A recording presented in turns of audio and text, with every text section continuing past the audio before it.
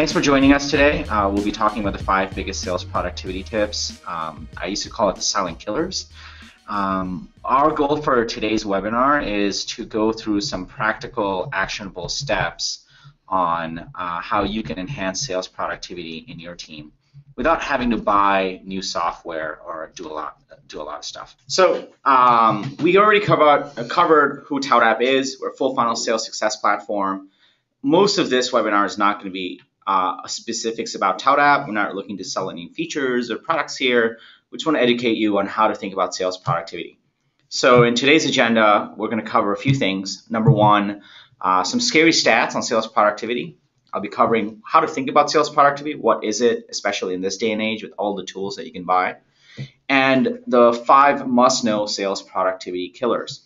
This is where the actionable stuff really comes in. We'll be talking about what are the things that are seriously actionable that you can take away from this webinar and start applying today without having to buy more software, spend more dollars, the practical tips that you can apply to improve productivity. All right, so let's start with some scary stats first. 71% of salespeople that were surveyed say they spend too much time on data entry. That's a really crazy stat, and that's actually one of the key stats we look at in our industry to help drive our product development and software development when it comes to ToutApp.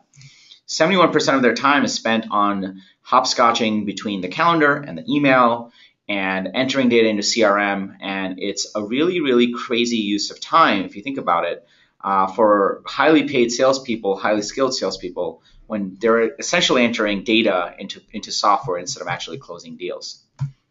The second stat that's really scary in this space is sales quota realization is down 59%.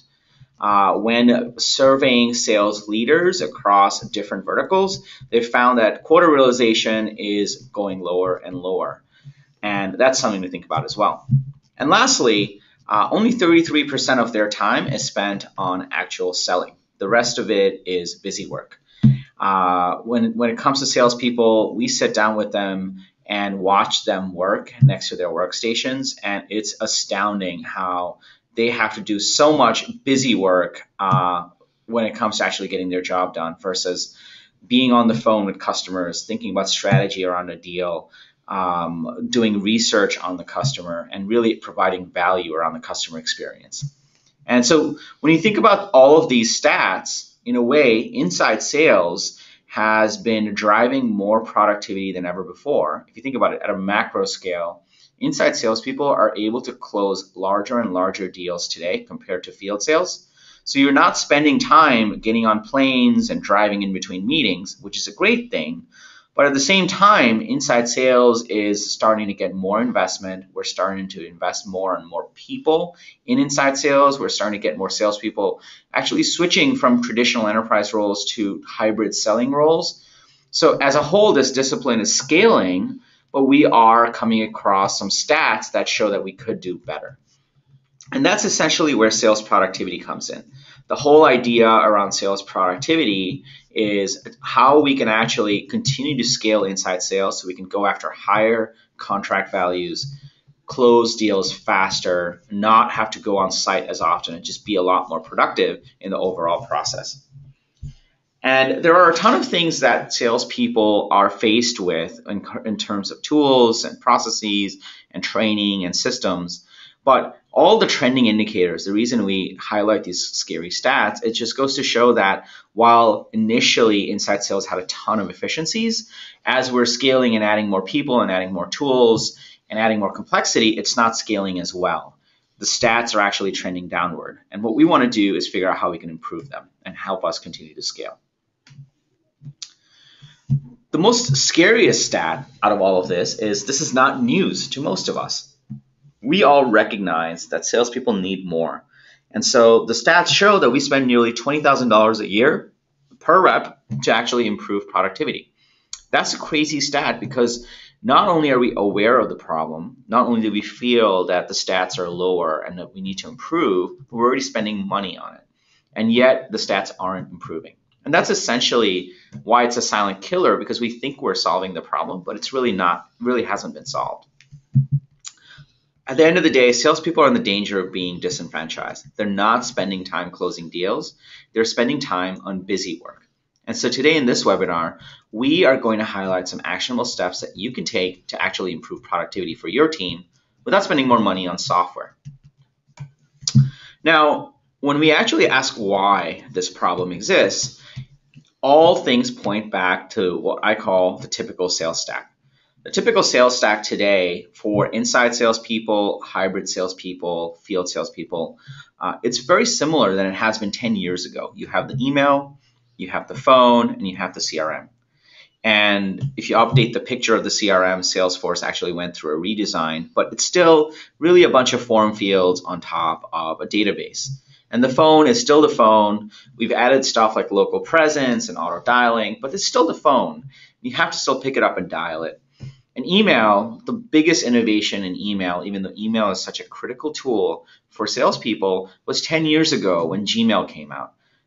There hasn't been too much rethinking about how email and phone and CRM should all work together to actually help salespeople close more deals and solve the productivity problem. What's worse, we then started spending an additional $20,000 a year per rep on tools. And this is what typical sales tools look like today. It's this crazy concoction of a Swiss Army knife, and it's sort of bolted on to the traditional CRM, phone, and email. And at the end of the day, it makes for a very disjointed experience. It's no wonder that we're spending so much money on rep productivity, and yet the stats and the leading indicators are still wrong, are still going down. They're spending too much time on data entry, and they're not being as effective. So the data shows that sales productivity is the silent killer. You're spending money on it. There are tools around it, but they're not all coming together to actually impact the metrics. The question that then comes up is how do we be more aware of the problem and how do we actually attack it? And so let me jump right in to the 5 must-know sales productivity killers so we can run through it. The first one, the killer number 1, is when salespeople are doing work that machines should be doing.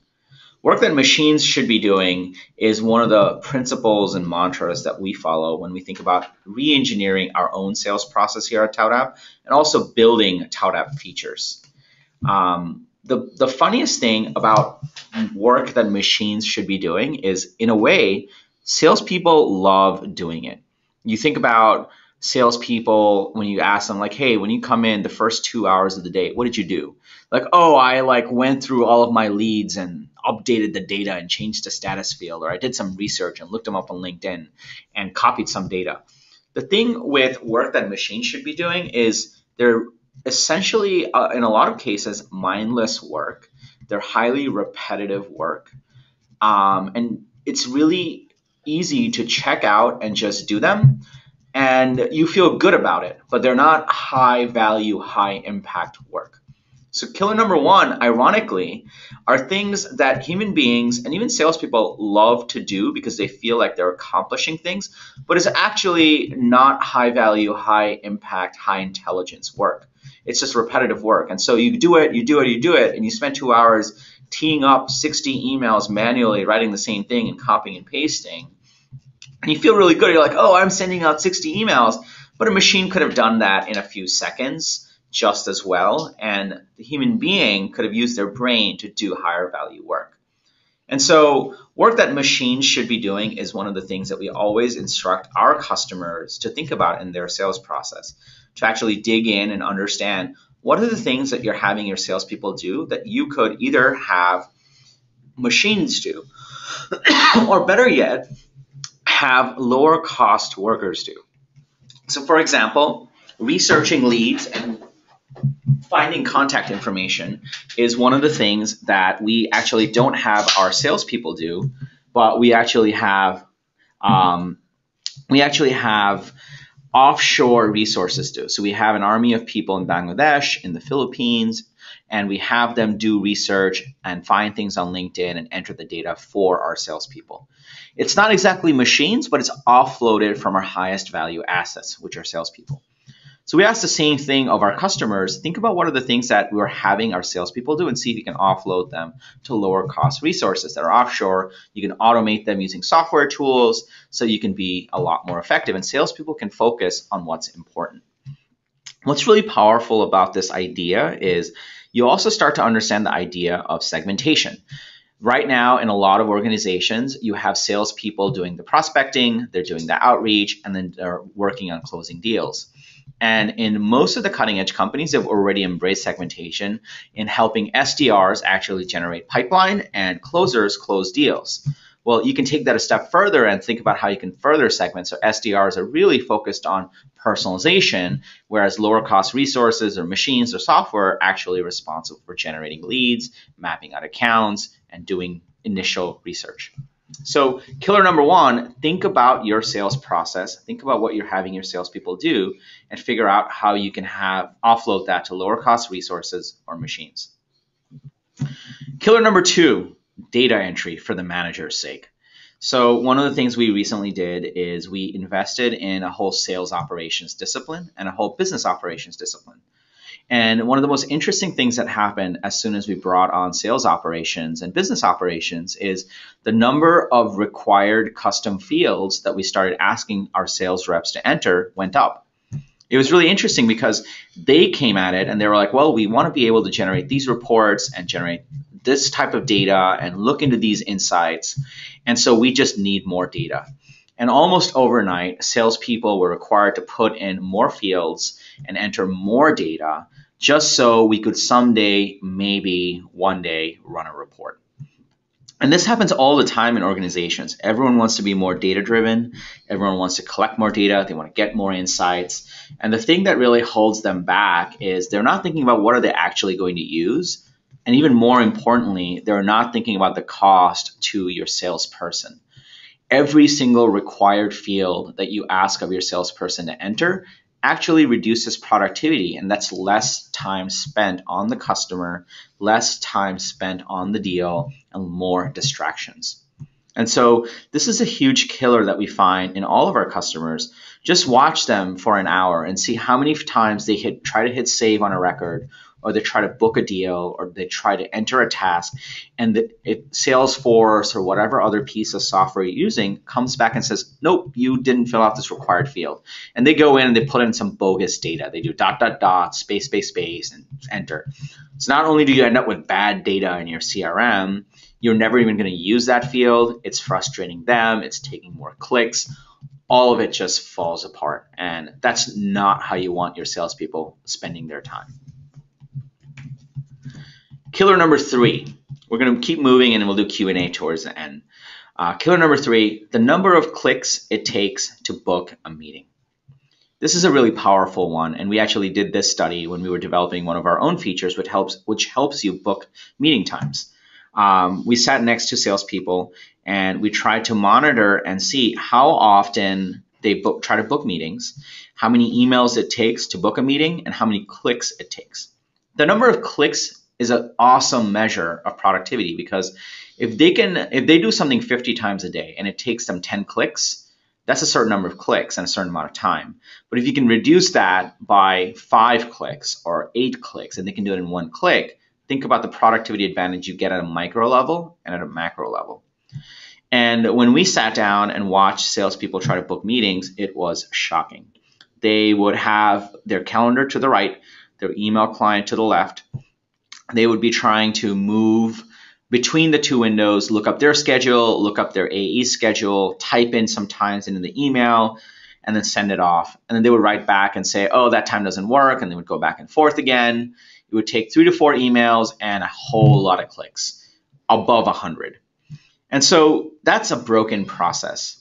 And so one of the things that you can do is actually optimize on the number of clicks. You can use solutions like ToutApp, but there are other solutions out there as well. But the principle is still the same.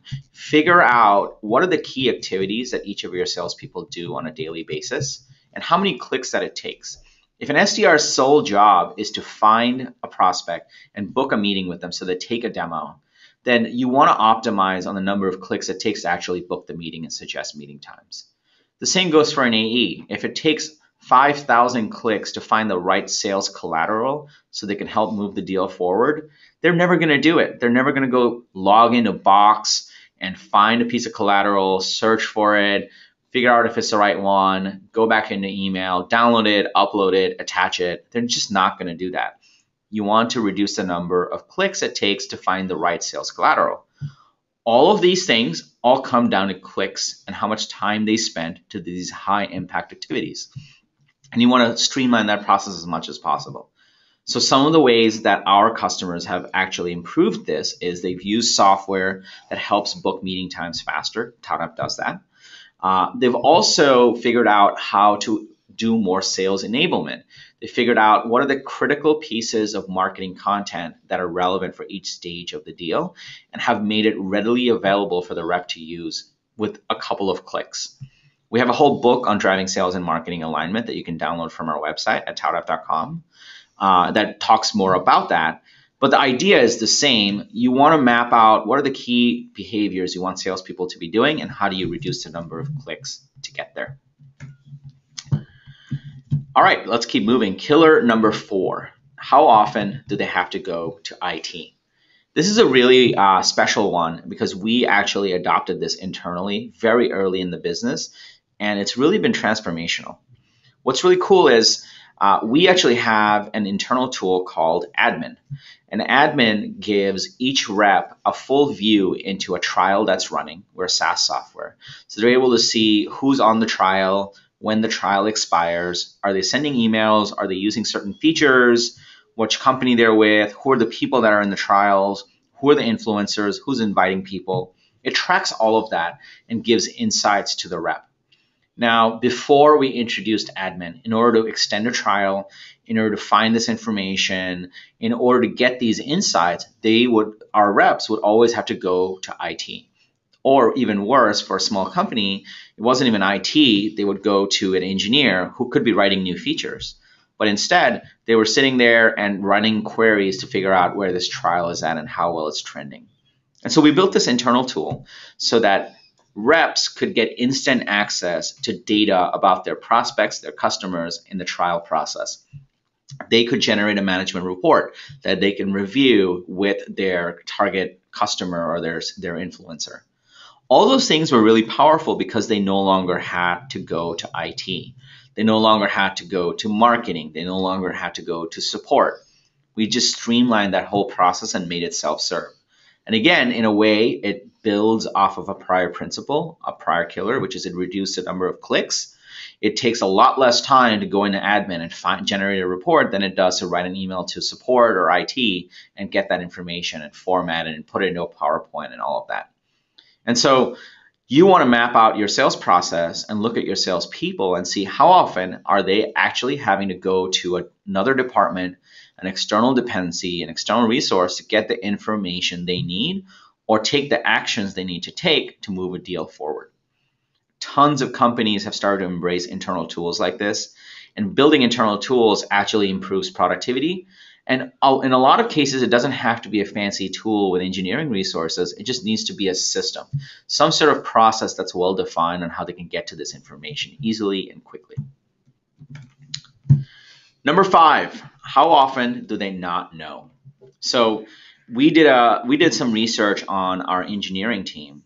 And one of the studies we came across is a 5-minute interruption can result in a 1-hour loss of productivity.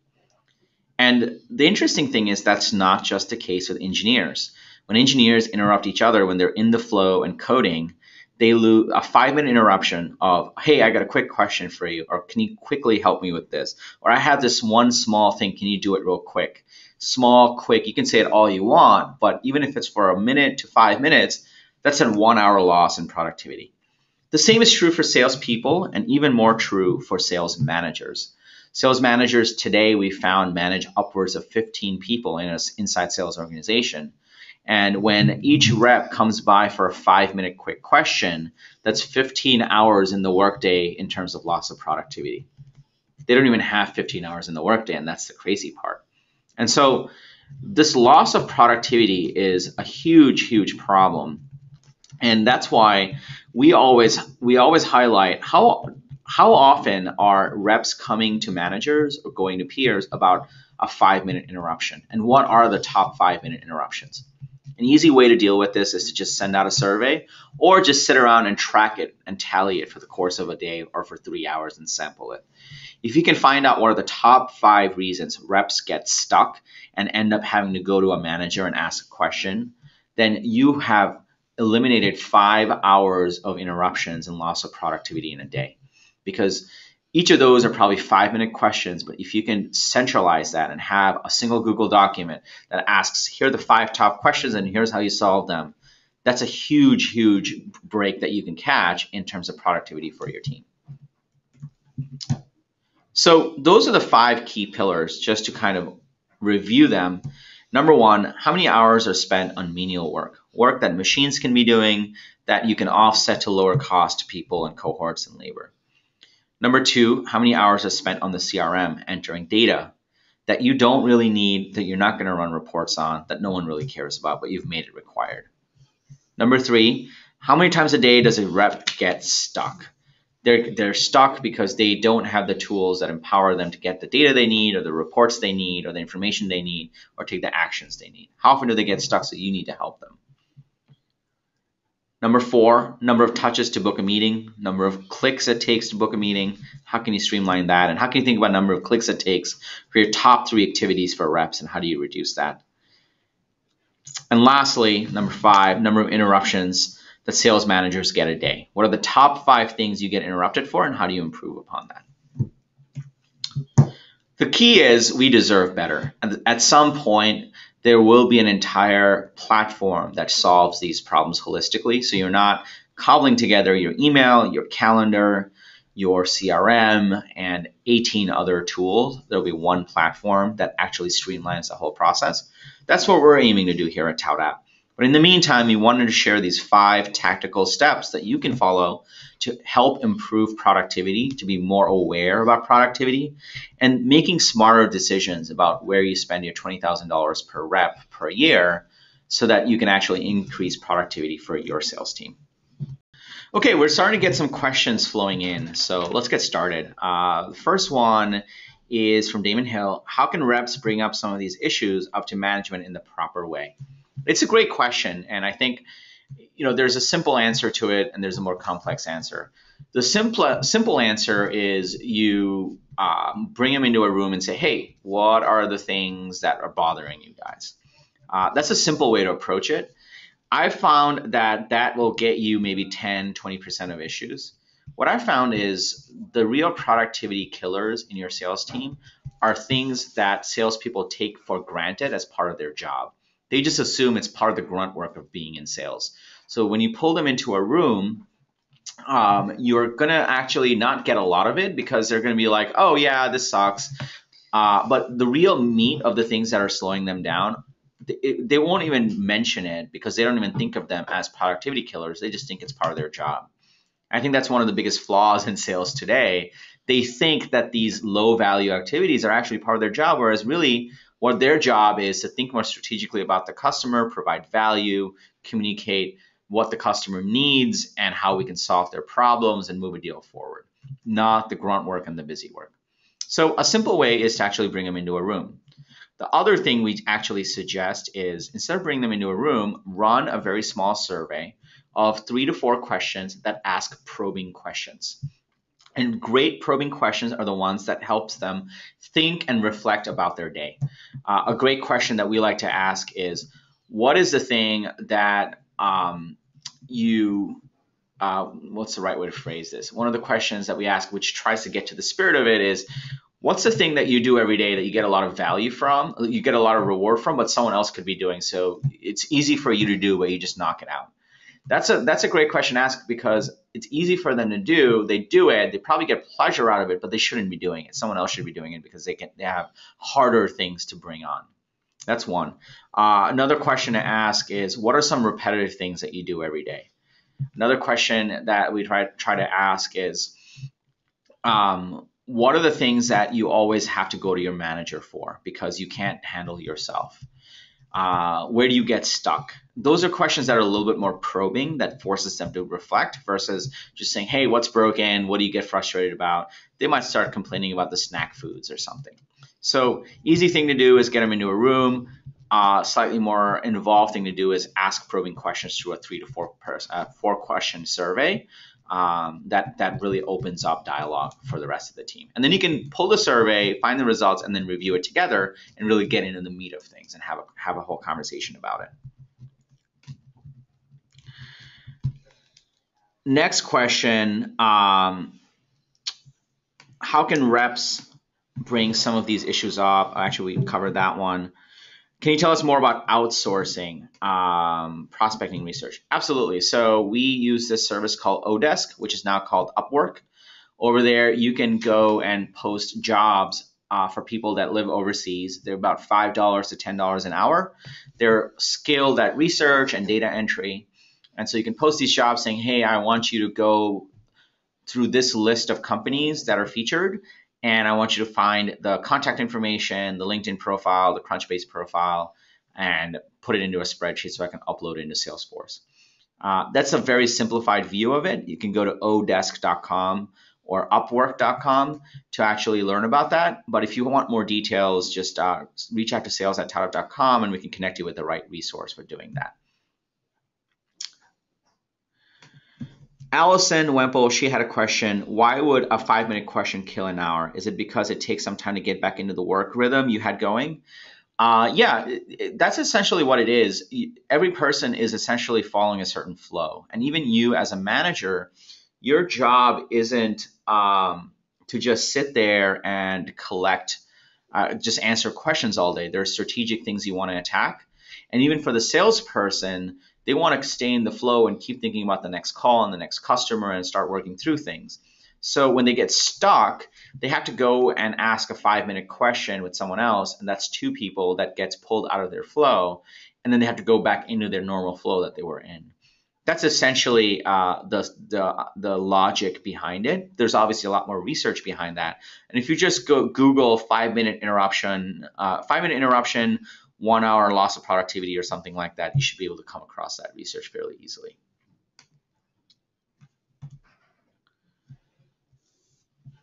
Walter also asked, you mentioned specific countries. Is there a specific company? Prospecting is a rabbit hole for killing time. Totally agree. I think you have to be very careful about which provider you use. We actually tend to not work with specific companies. We tend to work with individuals that are highly rated. That's the recommendation we would give. It's not the easiest thing to do, but once you have 3 to 5 people working together and you develop a rapport with them, you can really hone in on the process and systematize it and streamline it. And that works really well. Okay, I think that covers it for questions. That's all we have for today. Thanks for joining us and learning about the silent killers of sales productivity. And we'll definitely be posting the recording in case you missed a part of it, and posting a follow-up blog post about all of this. Tina, did you want to add anything? No, you wrapped it up very nicely. Attendees, thanks again for joining us. TK, thank you again for joining us and telling us all about sales productivity. I hope you had a great time. Yeah. I'm sure we did. Again, thank you everyone for joining us today. And as TK mentioned, we will be sending out this recorded webinar in an email shortly after today's session. And by the end of the week, we will be posting a recap blog post on our blog, toutup.com/blog, with all the information that was provided during this webinar. Thanks again, everyone. Have a great day. Thanks, everyone.